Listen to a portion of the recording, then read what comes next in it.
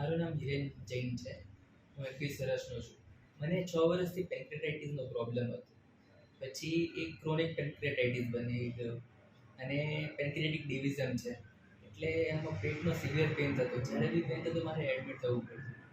એના માટે મેં 4 વર્ષ પહેલાં મારે સ્ટેન્ટિંગ બી કરાવ્યું હતું, પણ એનાથી મને બહુ કંઈ રિલીફ નથી મળી. મેં 3 વાર એક્સચેન્જ કરાવ્યા, પણ આટલું રિલીફ નહોતું મળ્યું.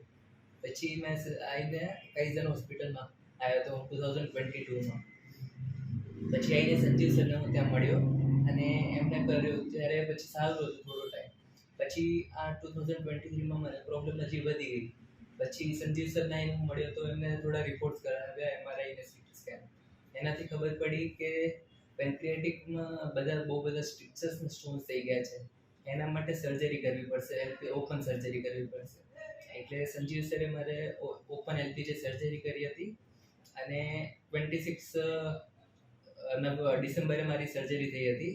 ઓપન સર્જરી 3-4 કલાકની સર્જરી ચાલી હતી અને બહુ સારી રીતે થઈ ગઈ છે.